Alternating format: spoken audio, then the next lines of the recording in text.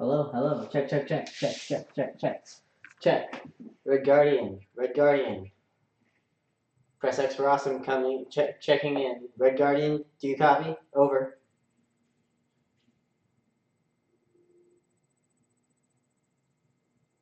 Woo! It works. I'm really glad. Okay. You know, I just realized I read the whole synopsis. I read the whole synopsis and you couldn't hear any of it.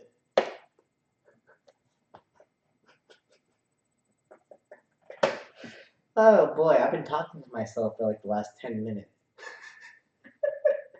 Okay, so a couple things. If you hear some movement in the background, it's because there's cats. There's cats that live here, so they're gonna be around. My roommate is in the next room. She might come out to use the bathroom or something, but she's gonna be quiet. We're gonna read Star Wars Episode 4. I'm really sorry about the quality of the video. I wish there was something I could do about it, but nothing I do right now. But you're here to listen anyway.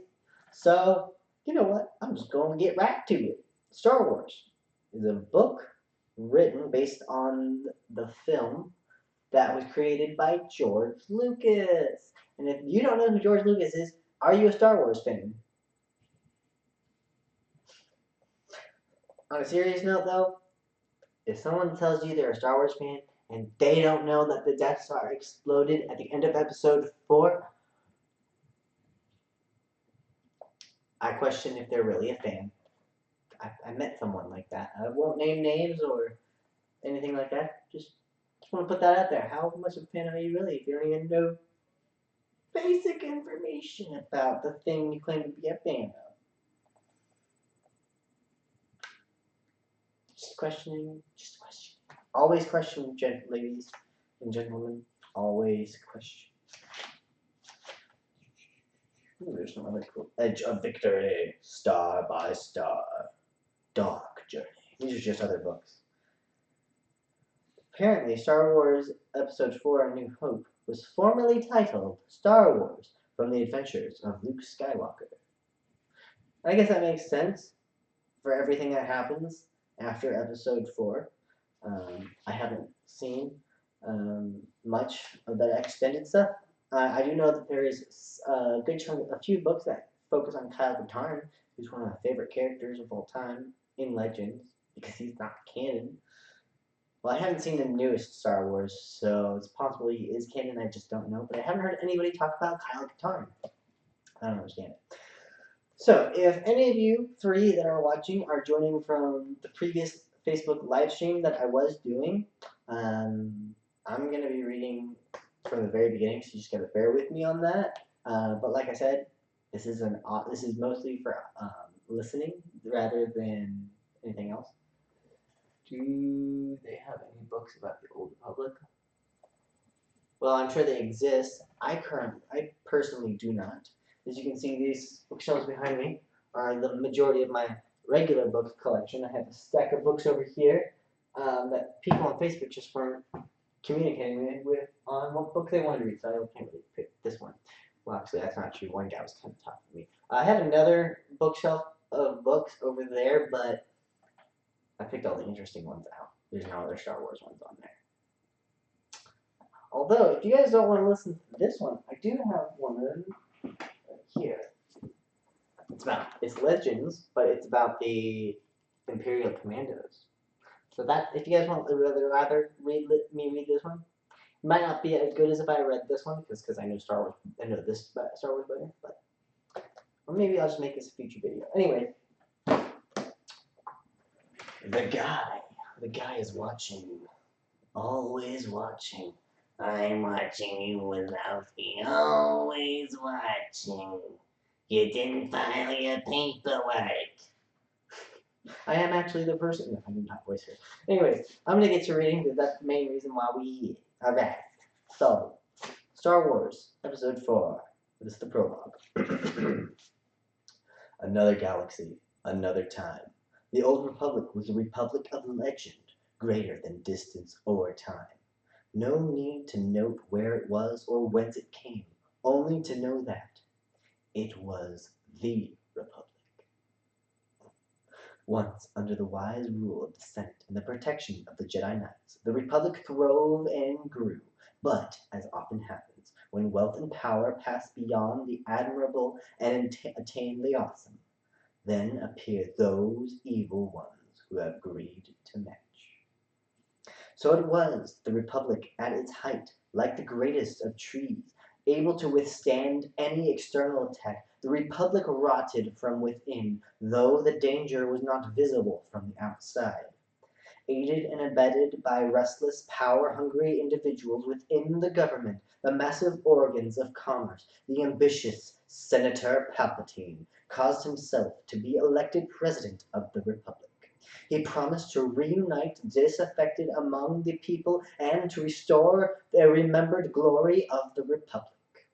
Once secure in office, he declared himself emperor, shutting himself away from the populace. Soon he was controlled by the very assistants and bootlickers he had appointed to high office, and the cries of the people for justice did not reach his ears.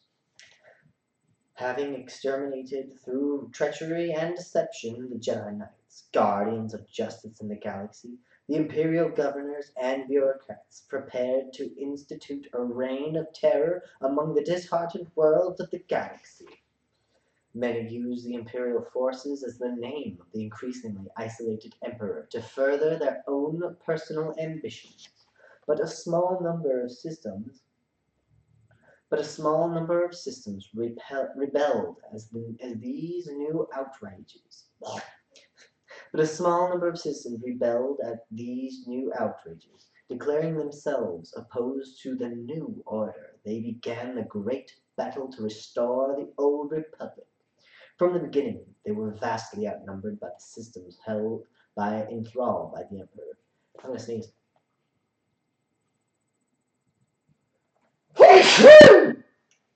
Bless me. Eyes everywhere. Yeah, there's lots of eyes. From the beginning, they were vastly outnumbered by the systems held in thrall by the Emperor. In those first dark days, it seemed certain the bright flame of resistance would be extinguished before it could cast light of new truth across a galaxy of oppressed and beaten peoples. From the first saga, Journal of the Wills. I'm getting a cold, or probably allergies. They were in the wrong place at the wrong time. Naturally, they became heroes. Leia Organa of Alderaan, Senator.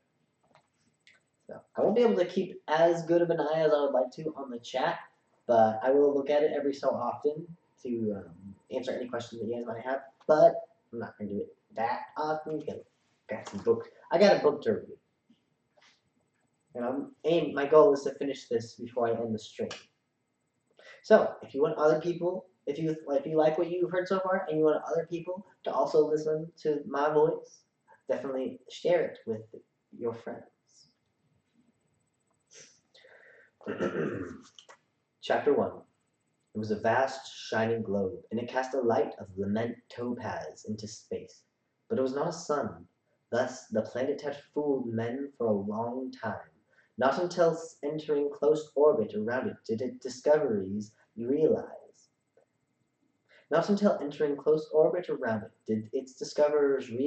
that this was a world in a binary system, and not a third sun itself. At first, it seemed certain nothing could exist on such a planet, least of all humans. Yet, both massive G1 and G2 stars orbited a common center with peculiar regularity, and Tatooine circled them far enough to permit the development of a rather stable, if exquisitely hot climate. Mostly this was a dry desert of a world, whose unusual star-like yellow glow was the result of a doubled sunlight striking Mostly this was a dry desert of a world, whose unusual star-like yellow glow was the result of the double sunlight striking sodium-rich sands and flats. That same sunlight suddenly shone on the thin skin of the metallic shape, falling crazily toward the atmosphere. The erratic course of the galactic cruiser was traveling was intentional, not the product of injury, but but a desperate desire to avoid it. Long streaks of intense energy slid close past its hull, a multi-hued storm of destruction, like a school of rainbow remoras fighting to attach themselves to a larger, unwilling host. One of those probing, questing beams succeeded in touching the fleeing ship, striking its principal solar fin. Gem-like fragments of metal and plastic erupted into space as the end of the fin disintegrated. The vessel seemed to shudder. The source of those multiple energy beams suddenly hove into view, a lumbering imperial cruiser, its massive outline bristling cactus-like, with dozens of heavy weapons with dozens of heavy weapon implements. Light ceased arching from those spines now as the cruiser moved in close. Intermittent explosions and flashes of light could be seen in those portions of the smaller ship which had taken hits. In the absolute cold of space, the cruiser snuggled up alongside its wounded prey. Another distant explosion shook the ship, but it certainly didn't feel distant to R2 or D2 or C3PO. The concussion bounced them around the narrow corridor like bearings in an old motor. To look at these two, one would have supposed that the tall, human-like machine 3PO was the master and the stubby, tripodal robot R2D2 an inferior. But, while 3PO might have sniffed disdainfully at the suggestion, they were in fact equal in everything, save loquacity. Here 3PO was clearly and necessarily the superior. Still another explosion rattled the corridor, throwing 3PO off balance. His shorter companion had the better of it, during such moments with his squat, cylindrical body's low center of gravity, well balanced on thick, clawed legs. R2 glanced up at 3PO, and who was steadying himself against a corridor wall. Lights blinked enigmatically around a single mechanical eye as a smaller robot studied the battered casing of his friend. A patina of metal and fibrous dust coated the usually gleaming bronze finish. And there were some visible dents, all the results of the pounding the rebel ship they were on had been taking. Accompanying the last attack was a persistent deep hum, which even the loudest explosion had not been able to drown out. Then, for no apparent reason, the basso thrumming abruptly ceased, and the only sounds in the otherwise deserted corridor came from the eerie dry twig crackle of shortening rays or the pops of dying circuitry.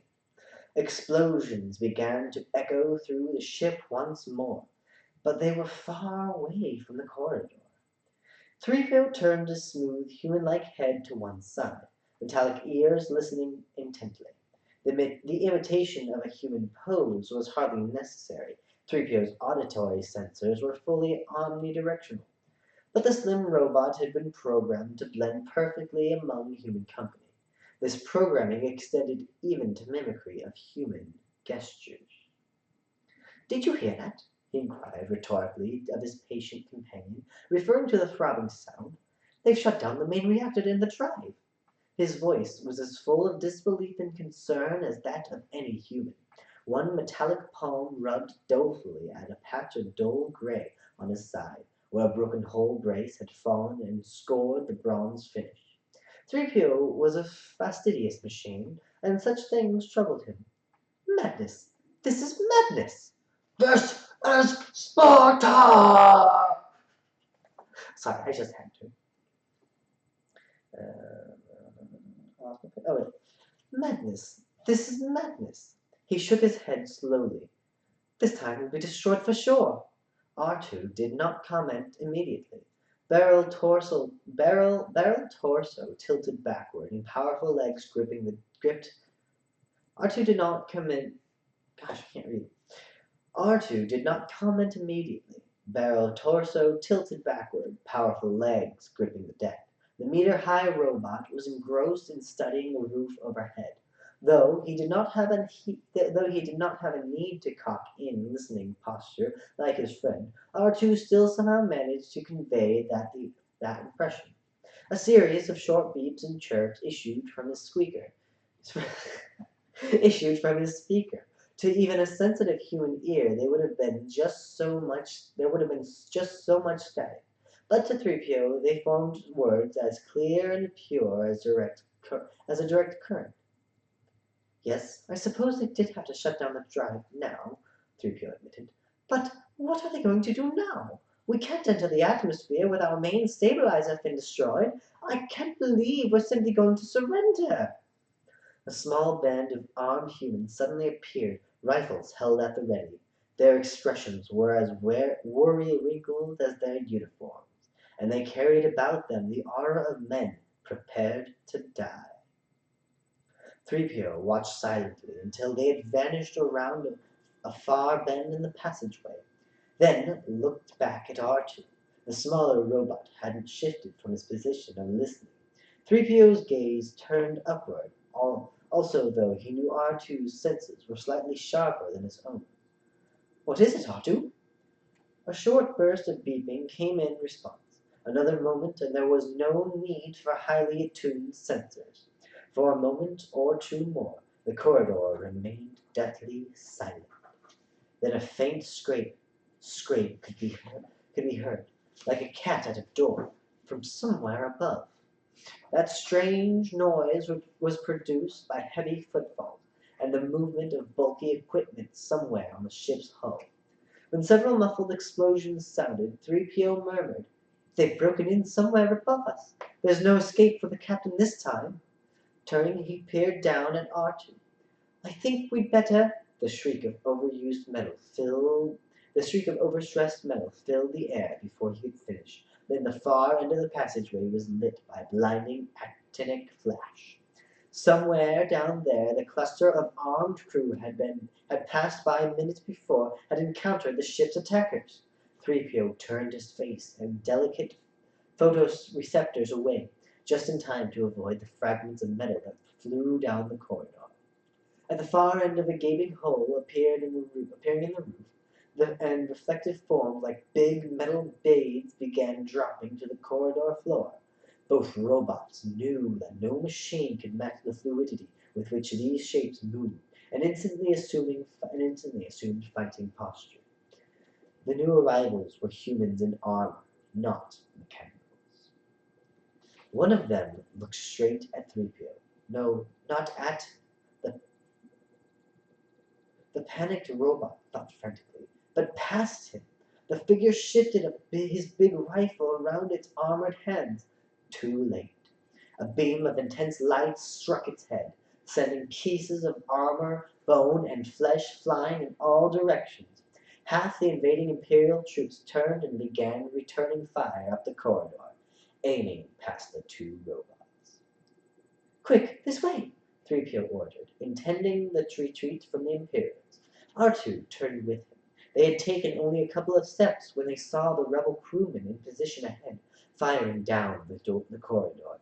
In seconds, the passageway was filled with smoke and crisscrossing beams of energy. Red, green, and blue bolts ricocheted off polished sections of wall and floor or ripped along or right. Red, green, and blue bolts ricocheted off polished sections of wall and floor or ripped long gashes in metal surfaces. Screams of injured and dying humans, a peculiarly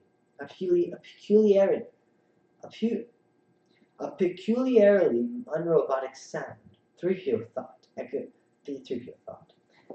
piercingly above the inorganic destruction. One beam struck near the robot's feet at the same time as the second one burst the wall directly behind him, exposing sparking circuitry and rows of conduits. The force of the twin blast tumbled 3PO into the shredded cables, where a dozen different currents turned him into a jerking, twisting display. Strange sensations coursed through his metal nerve ends. They caused no pain, only confusion. Every time he moved and tried to free himself, there was another violent crackling as a fresh cluster of componentry broke. To Every time he moved and tried to free himself, there was another violent crackling as a fresh cluster of componentry broke. The noise and man-made lightning, the noise and man-made lightning remained constant around him as the battle continued to rage. Smoke began to fill the corridor. R2-D2 bustled about trying to help free his friend, the little robot, evidence of fel- the little the little robot, evidence of phlegmatic indifference to the ravening energies filling the passageway. He was built so low that most of the beams passed over him anyhow. Help! 3PO yelled, suddenly frightened at a new message from an internal sensor. I think something is melting through my arm. The trouble's near the pelvic servo motor. Typically, his tone turned abruptly from pleading to berating. This is all your fault, he shouted angrily. I should have known better than to trust the logic of a half-size thermocapillary dehousing assister. I don't know why you insisted we leave our assigned stations to come down this stupid access corridor. Not that it matters now. The whole ship must be. R2-D2 cut him off in mid-speech with some angry beepings and hoots in his own, though he continued to cut and pull with precision at the tangled high-voltage cable. Is that so? 3PO sneered in reply. The same to you, you little. An exceptionally violent explosion shook the passage, drowning him out. A lung-searing miasma of carbonized component filled the air, obscuring everything. 2 meters tall, bipedal, flowing black robes trailing from the figure, and a face forever masked by a functional, if bizarre, black metal breath screen.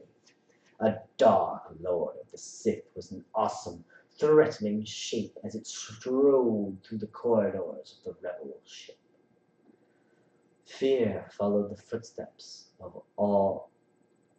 Fear followed the footsteps of all the Dark Lords. The cloud of evil which clung tight about this particular one was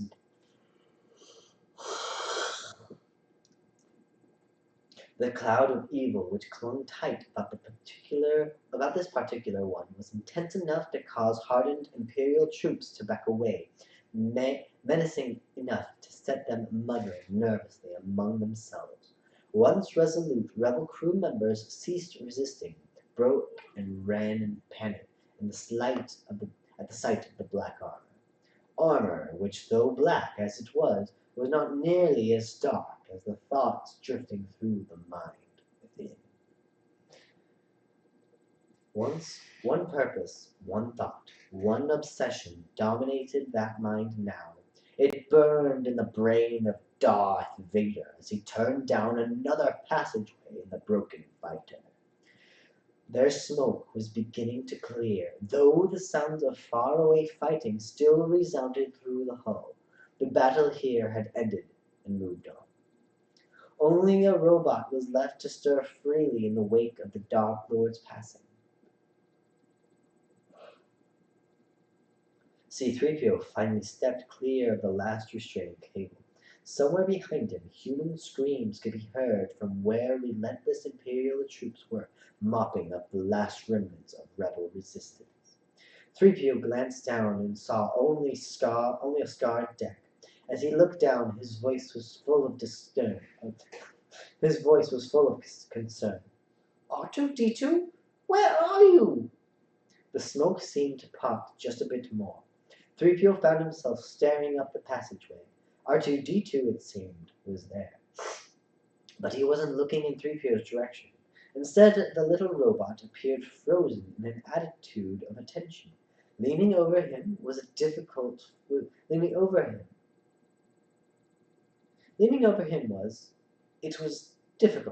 even 3PO's electronic photoreceptors to penetrate the clinging acidic smoke. A human figure. It was young, slim, and by abstruse human standards of aesthetics, 3PO mused, of a calm beauty. One small hand seemed to be moving over the front of R2's torso. 3PO started toward them as the haze thickened once more, but when he reached the end of the corridor, only R2 stood there, waiting. 3PO peered past him, uncertain. Robots were occasionally subject to electronic hallucination, but why should he hallucinate a human? He shrugged. Then again, why not? Especially when one considered the confusing circumstances of the past hour and the dose of raw current he had recently absorbed. He shouldn't be surprised at anything his concentrated internal circuits conjured up. Where have you been? 3PO finally asked. Hiding, I suppose. He decided not to mention the maybe human. If it had been a hallucination, he wasn't going to give R2 the satisfaction of knowing how badly recent events had unsettled his logic circuits. They'll be coming back this way, he went on, nodding down the corridor and not giving the small automaton a chance to reply. Looking for human survivors? What are we going to do now? They won't trust the word of a rebel-owned machine that we don't know anything of value.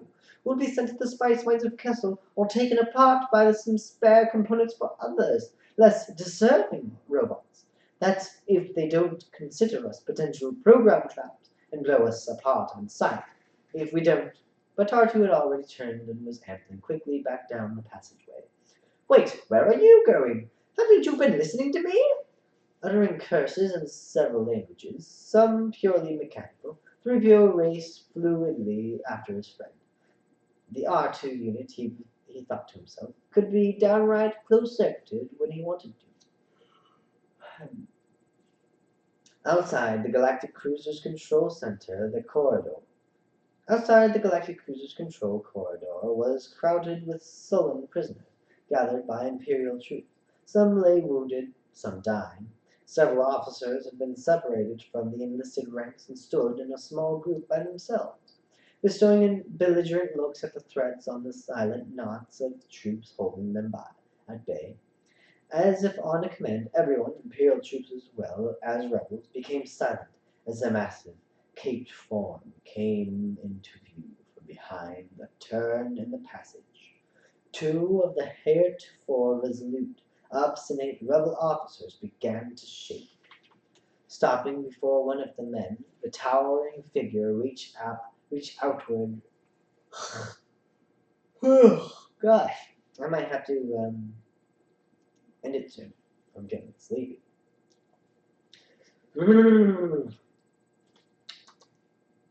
A massive hand closed around the man's neck and lifted him off the deck. The rebel officer's eyes bulged, but he kept his silence. An Imperial officer, his armored helmet shoved back to reveal a recent scar where an energy beam had penetrated his shielding.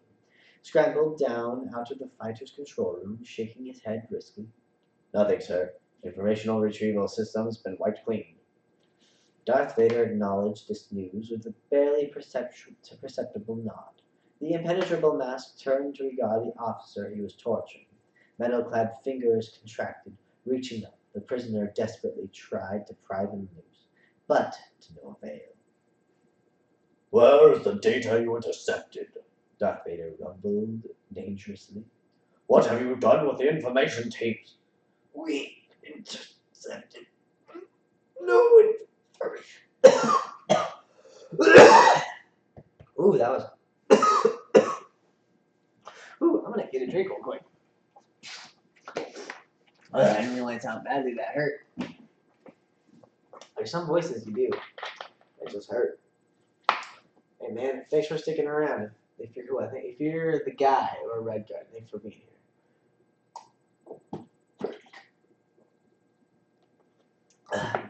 Actually, just thanks for being here. I don't care who you are. Thanks for being here. Well, I care who you are, but I'm just glad that someone's here. I'm gonna stop talking because I'm making this work. Welcome to my world. I'm just an awkward person.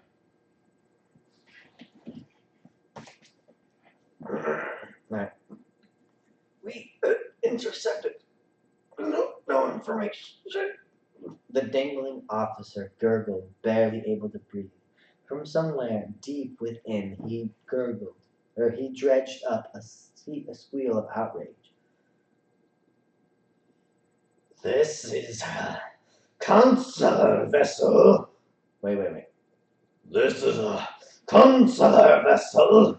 Did you not see our Oh, this is still him. I thought it was.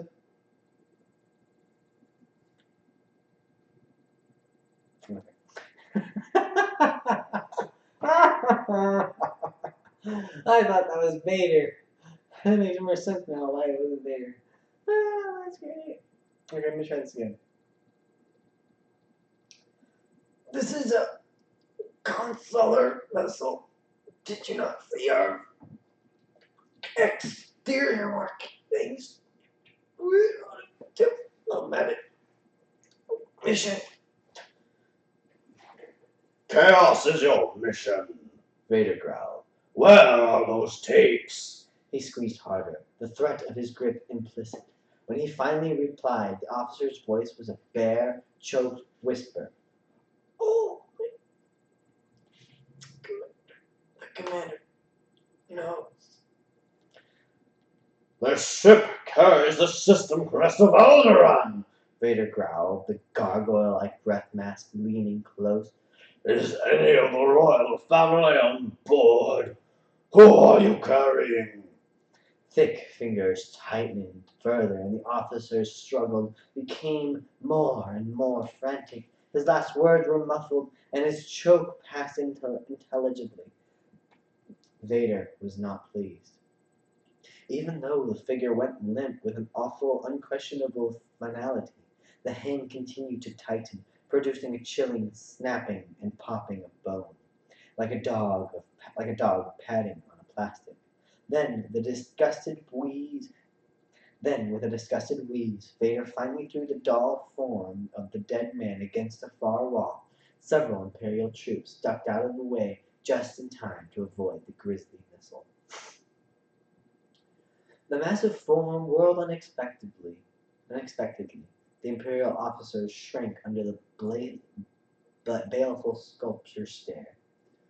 Start tearing the ship apart, piece by piece, component by component, until you find those tapes. As for the passengers, if any, I want them alive. He paused a moment, then added, Quickly! Officers and men nearly fell over themselves in their haste to leave, not necessarily to carry out Vader's orders, but simply to retreat from the malevolent presence. R2-D2 finally came to a halt in an empty corridor, devoid of smoke and the signs of battle. A worried, confused 3PO pulled up behind him. You've led us through half the ship, and to what? He broke off, sharing in disbelief as the squat robot reached up with one clawed limb and snapped the seal on a lifeboat hatch. Immediately, a red warning light came on and a low hooting sounded in the corridor. 3PO looked wildly in all directions, but the passageway remained empty. When he looked back, R2 was already working his way into the cramped boat pod. It was just large enough to hold several humans, and its design was not laid out to accommodate mechanicals. R2 had some trouble negotiating the awkward little compartment. Hey! A startled 3PO called, admonishing. You're not permitted in there. It's restricted to humans only. We just might be able to convince the Imperials that we're not rebel programmed and are too valuable to break up. But if someone sees you in there, we haven't got a chance. Come out! Somehow, R2 had succeeded in wedging his body into the position in front of the miniature control board. He cocked his body slightly and threw a stream of loud beeps and whistles at his reluctant companion. 3PO listened. He couldn't frown, but he managed to give a good impression of doing so. Mission? What mission? What are you talking about? You sound like you haven't got an integrated logic terminal left in your brain. No. No more adventures. I'll take my chances with the Imperials. And I'm not getting in there. An angry electronic twang came from the R2 unit. Don't call me a mindless philosopher, 3PO snapped back. You overweight, unstreamlined glob of grease. 3PO was concocting an additional rejoinder when an explosion blew out of the back wall of the corridor. Dust and metal debris whooshed through the narrow passageways. followed instantly by a series of secondary explosions. Flames began jumping hungrily from the exposed interior wall, reflecting off of 3PO's isolated patches of polished skin. Muttering the electronic equivalent of consigning his soul to the unknown, the lanky robot jumped into the life pod. He didn't yawn, I did. I'm going to regret this, he muttered more audibly as R2 activated the safety door behind him. The smaller robot flipped a series of switches, snapped back cover, and pressed 3 buttons in a certain sequence.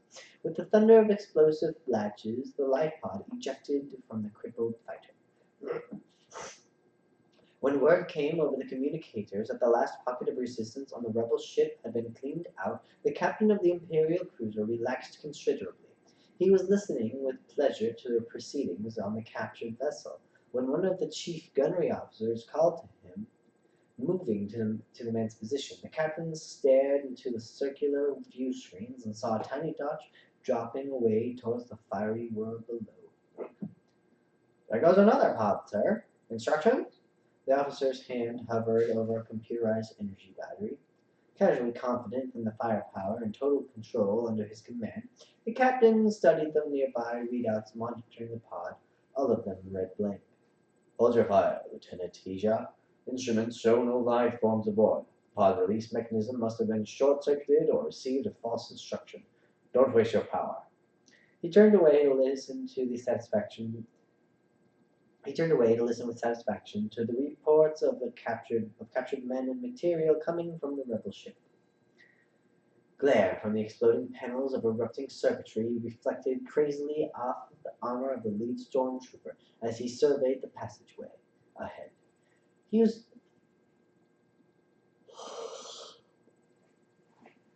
about to turn and call for those behind him to follow him forward when he noticed something moving off to one side. It appeared to be crouching back in a small, dark alcove.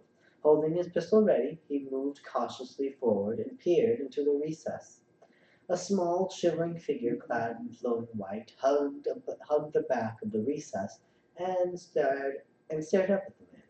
Now he could see that he faced a young woman, and her physical description fit that of the individual the Dark Lord was most interested in. The trooper grinned behind his helmet. A lucky encounter for him, he would be commended. Within the armor, his head turned slightly, directing his voice to the tiny condenser microphone. Here she is, he called to those behind him.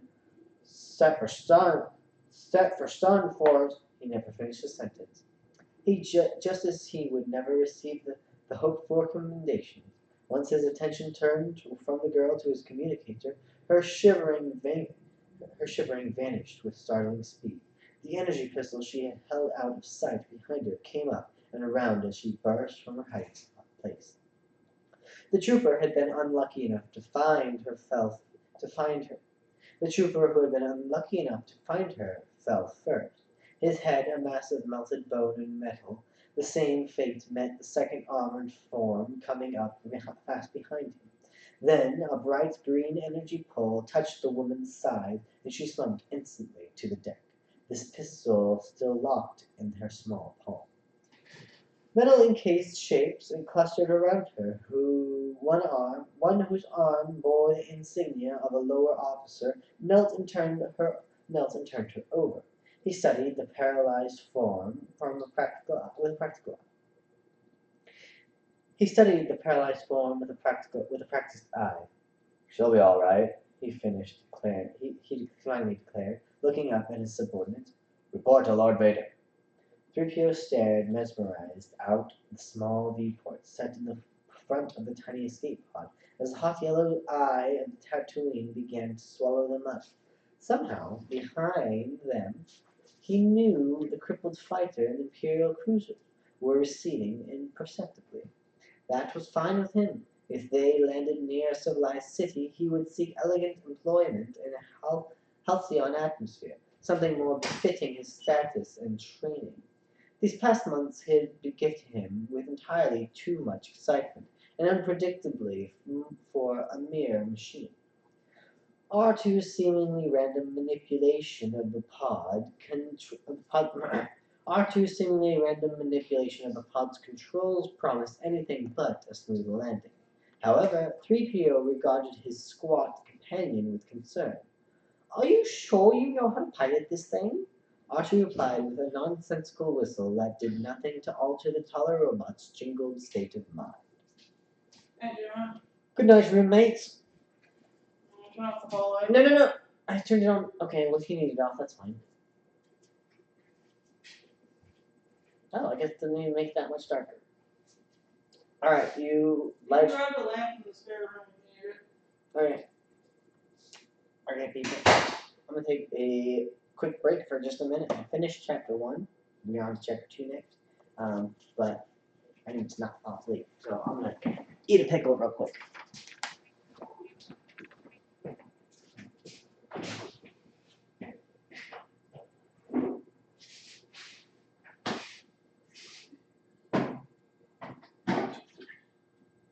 Oh man. I opened it too hard.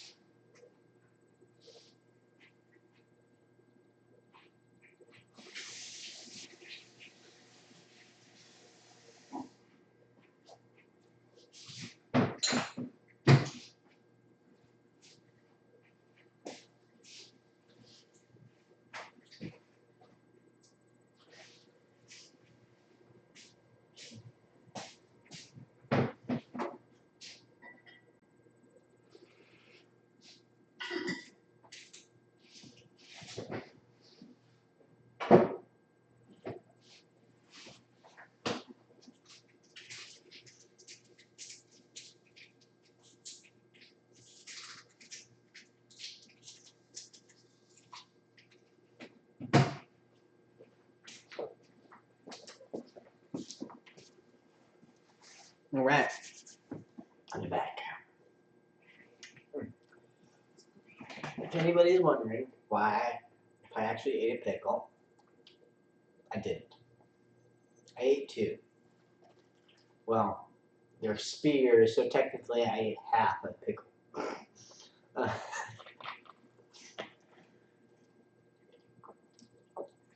thinking about it, I might have actually eaten food.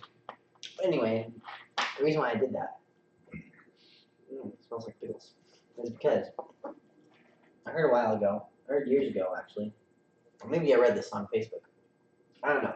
Years ago, I found out that if you're ever having a hard time falling asleep, or if you're having a hard time staying awake, to bite into a pickle, and the juices or the bitterness of the pickle will wake you up. Man, that pickle hit the spot. Man, that's just what I need to eat. But I really like pickles, so I could just like eat pickles like popcorn, and then I drink the juice. Pickle juice is actually fairly healthy. It does have a lot of sodium in it, so you don't want to overdose on sodium. I'm gonna turn this. See if I can. All right, does that help? Nope. I don't know why I didn't see that.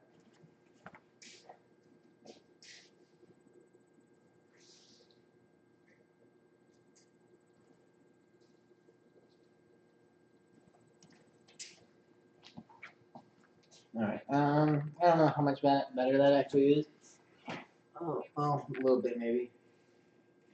But yeah. So remember, children, if you're ever having a hard time staying awake, get yourself a pickle. I recommend Mount Olive. In my opinion, they make the best pickles. I love pickle spears. Pickle spears or whole pickles are good. Stackers are good for sandwiches. Don't put spears on sandwiches. It's just too much opportunity for the bread to get soggy, and then the whole sandwich falls apart. Look at this. I went from reading Star Wars to talking about pickle sandwiches.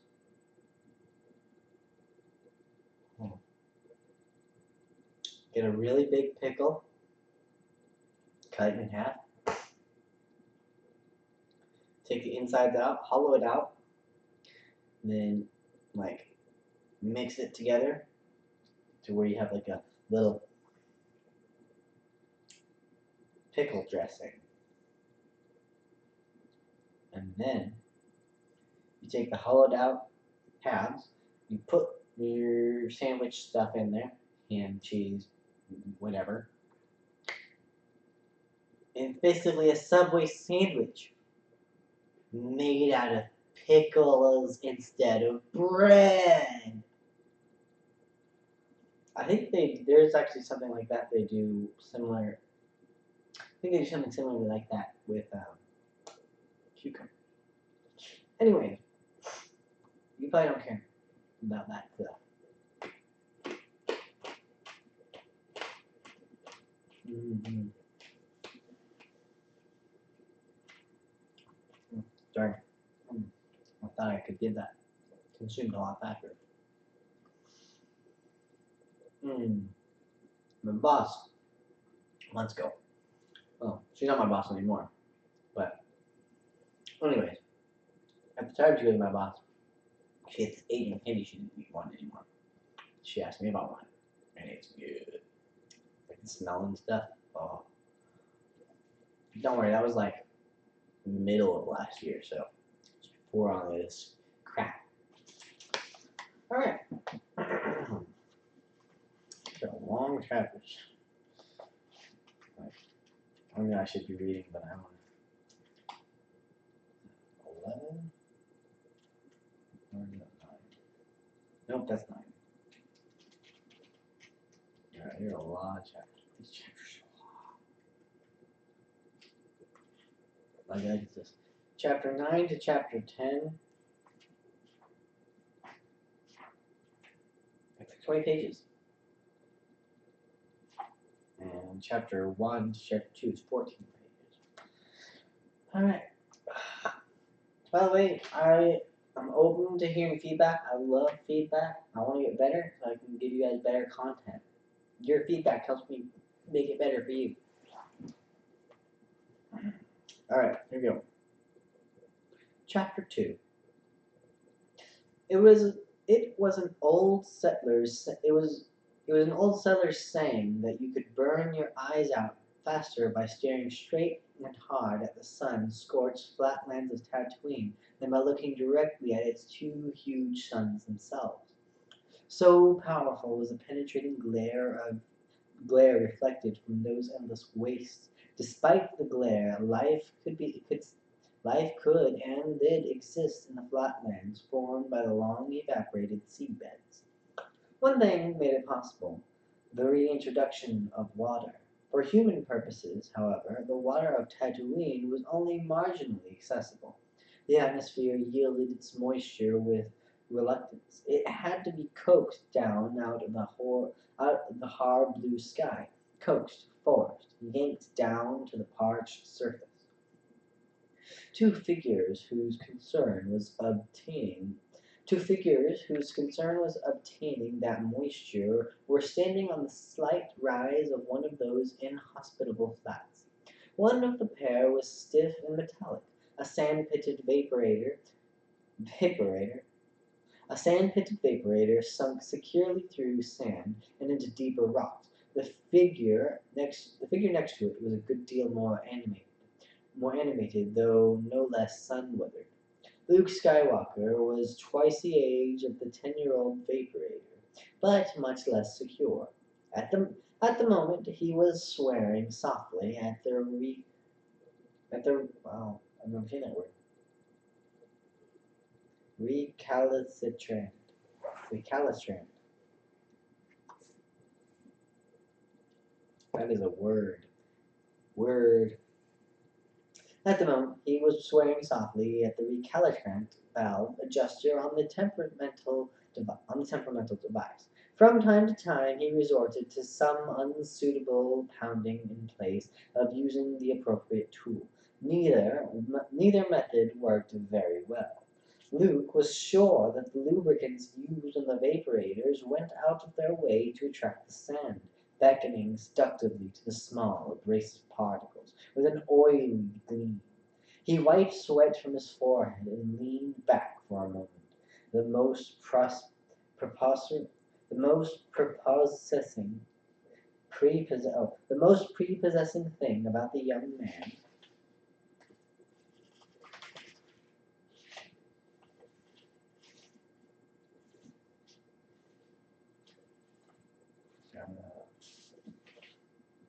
The most prepossessing thing about the young man was his name. A light breeze tagged at his shaggy hair and baggy work tunic as he regarded the device. No point in staying angry at it, he counseled himself. It's only an unintelligent machine. As Luke considered his predicament, a third figure appeared, scooting out from behind the vaporator to fumble awkwardly at the damaged section. Only three, only three of the only three of the Treadwell robot's 6 arms were functioning, and these had seen more wear than the boots on Luke's feet. The machine moved unsteadily stop and start motions. My nose, it's itchy right now. I'm not picking my nose. I don't do that.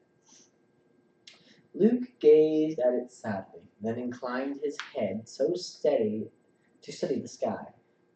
Still no sign of a cloud, and he knew there never would be unless he got the vaporators working again.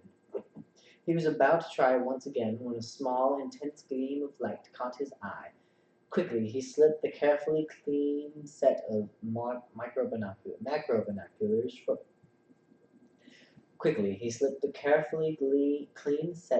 binoculars from his utility belt and focused the lenses skyward.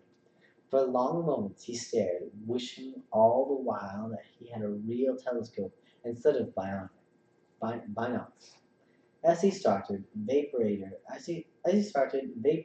the heat and the day's remaining chores were forgotten. Clipping the binoculars back onto his belt, Luke turned and dashed for the land speeder. Halfway to the vehicle, he thought to call behind him.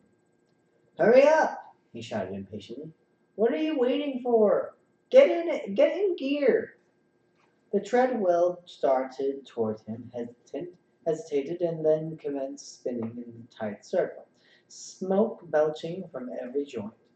Luke shouted further instructions and finally gave up in disgust.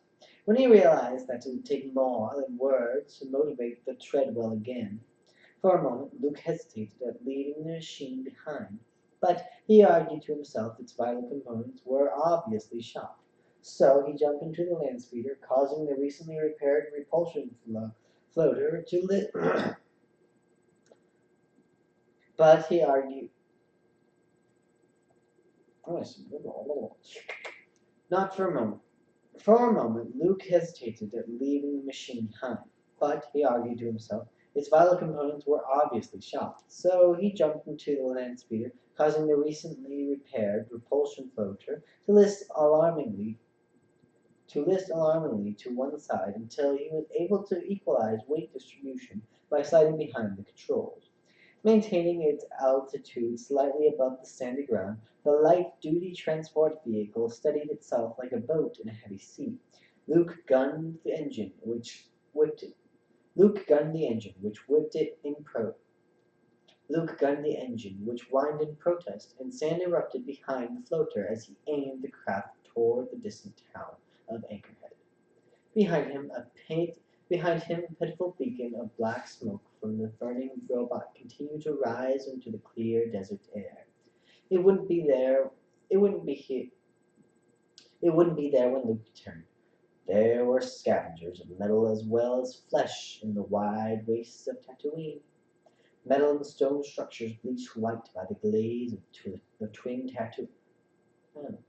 Metal and stone structures bleached white by the glaze of twin tattoo 1 and 2, huddled together tightly for company as much as for protection. They formed the nexus of the widespread farming community of Anchorhead. Presently the dusty, unpaved streets were quiet, deserted. Sandflies buzzed lazily in the cracked eaves of the poor stone building. A dog barked in the distance, the sole sign of habitation, until a lone old woman appeared and started to cross the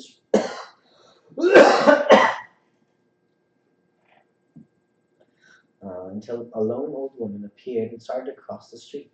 Her metallic sun shawl was pulled tight around her. Something made her look up, tired eyes squinting into the distance. Sound suddenly leaped in volume as a shining popped as the vehicle bore down on her. Showing no sign of altering its path, she had to scramble to get out of its way. Panting, waving an angry fist after the land speeder, she raised her voice over the sound of its passage. Won't you kids ever learn to slow down? Luke might have seen her, but he certainly didn't hear her. In both cases, his attention was focused somewhere else as he pulled up behind a low, long concrete station. Various coils and rods jutted from its tops and sides. Tatooine's relentless sand waves broke in frozen yellow spume against the station's walls. No one had bothered to clear them away. There was no point. They would only return again the following day. Luke slammed the front door aside and shouted, "Hey!" A rugged young man in mechanic's dress sat sprawled in a chair behind the station's unkept control desk. Sunscreen oil had kept his skin from burning. The skin of the girl on his lap had been equally protected, and there was a great deal the protected area in view. Somehow, even dried sweat looked good on her. "Hey, everybody!"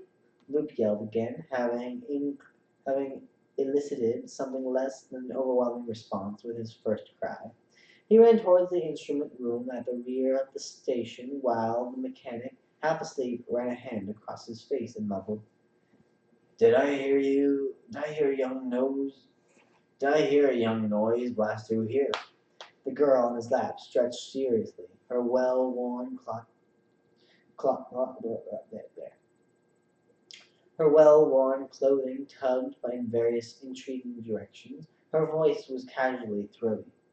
"Oh," she yawned. "That was just Wormy on one of his rampages." Deke and Wendy looked up at the computer-assisted pool game as Luke burst into the room.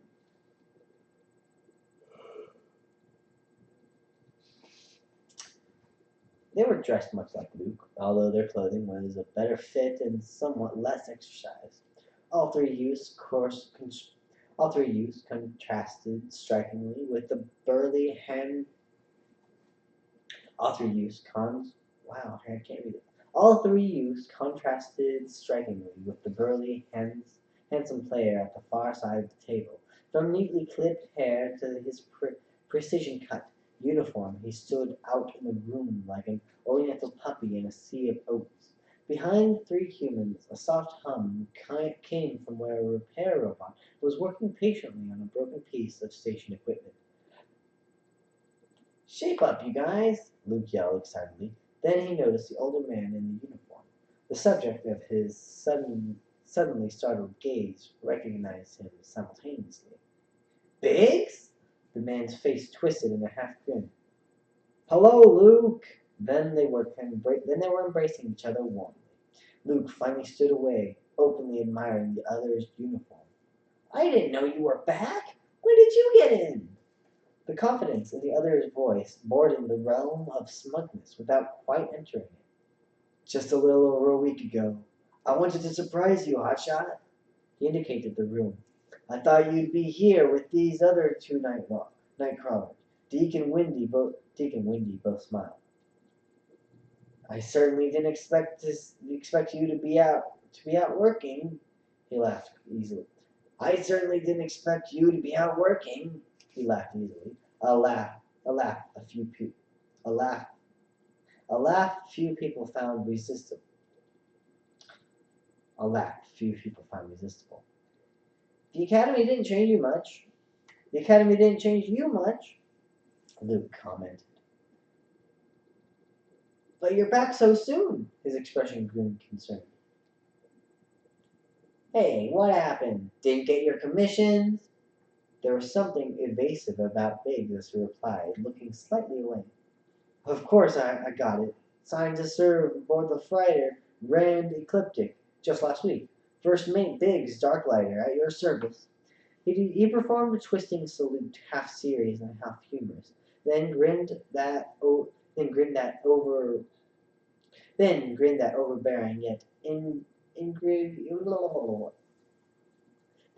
that overbearing yet ingratiating grin again. "I just came back to say goodbye to all my unfortunate landlocked simpletons." They all laughed, until Luke suddenly remembered what had brought him in such a hurry. "I almost forgot," he told them, his initial excitement returning.